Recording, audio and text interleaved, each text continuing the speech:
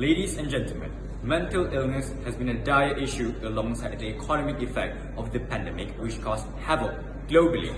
According to a PDRM statistic on suicide cases, the number of suicide cases almost doubled in the first 5 months of 2021 compared to 2019. Amendments to the Penal Code, which would repeal Section 309, is a step in the right direction.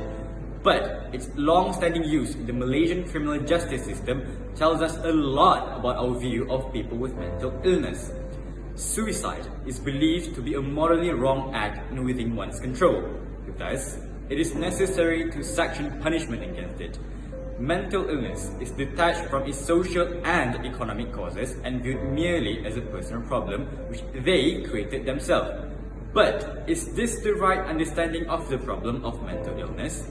And is it adequate for us to develop solutions to this problem which affects students along with their families? COVID-19 spelled trouble for a lot of families. Within the context of Malaysia, the labour market went through a turbulent time whereby unemployment rate surged up to 5.3% during the pandemic from the 3% prior. And it has remained high compared to pre-pandemic levels. Not only that, the average salary dropped by 9% ever since the pandemic started.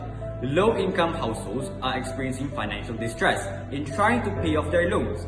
Coupled with the economic insecurities already stated, families experiencing job losses or salary reduction are susceptible to feel the strain from financial debts. With the worrying rise in household debt to GDP ratio in Malaysia, how does this affect the borrower's mental health? Well, there is a significant correlation between financial debt, stress, anxiety, and also depression. Various studies support that individuals in debt experience greater depression as well as anxiety. The threats of foreclosure, bankruptcy, and reduced spending all contribute to a decline in mental health. With an unstable labour market on one hand, it should be no surprise that the mental health of Malaysians is worsening. To help them navigate through these tough times, we propose a couple of solutions. We advocate for financial literacy and partial cancellation of household debt. Financial literacy is a knowledge and skill that is vital in letting low-income households manage their financial obligations and household spending. Without such knowledge, manageable debts might become unmanageable from unwise financial decisions. The skills help them to prioritize which spending is necessary and how much to save up for various financial goals. However, there are limitations to this particular solution. Low-income households can be responsible in managing their finances. Yet, the cost of living is rising, which questions the feasibility of leaving this problem solely to them. Personal responsibility should be extended to things that individuals have control over. This is why we believe the government should provide help to them in the form of household debt cancellation. We'll talk more about debt cancellation in the second part. It is not just families that are dealing with debt. In order to attain higher education, students have to incur debt from student loans. However, graduate unemployment has been on a rising trend for 5 years, and the pandemic has only aggravated this. The future seems bleak for current and future graduates on whether they can manage their financial situation. Uncertainties regarding their career and finance during this time is ripe for stress and anxiety to develop among students and graduates. The New Zealand Journal of Social Sciences compiled multiple surveys on the connection between student debt and their mental well-being. They found that having more financial concerns correlates with worse mental health. Adding salt to the wound, remote online learning has been a challenge to them, becoming one of the main stresses for Malaysian students.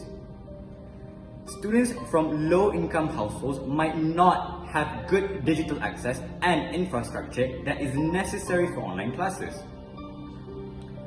Learning in a home environment might not be conducive for them, and all of this adds up to a depressing reality for students. The solution to the student debt problem is not too different from that of household debts. Firstly, we propose a targeted and partial cancellation of students and household debts.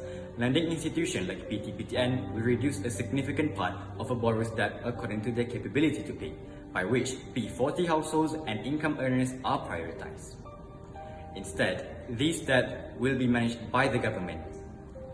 Mental well-being of low-income households will also improve significantly from reduced spending cuts and increased savings that they could allocate once the debt burden is lifted.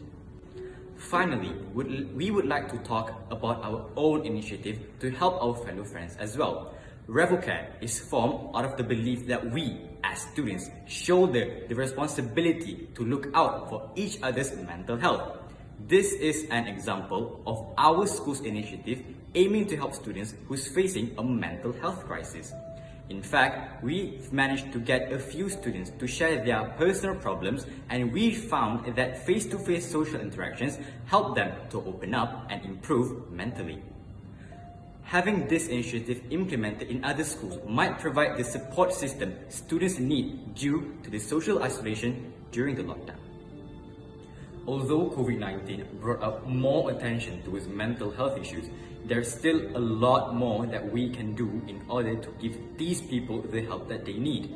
Cancelling students' debt partially and assisting low-income households with financial literacy would eliminate their burden by a lot and help them get back on their feet.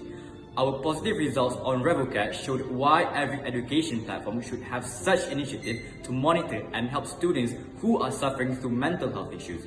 If all of these solutions were to be realized, we believe that it would aid the situation that the world is in right now and actually bring us to a much brighter future for our people, a future where we care about mental health. Would you join us too?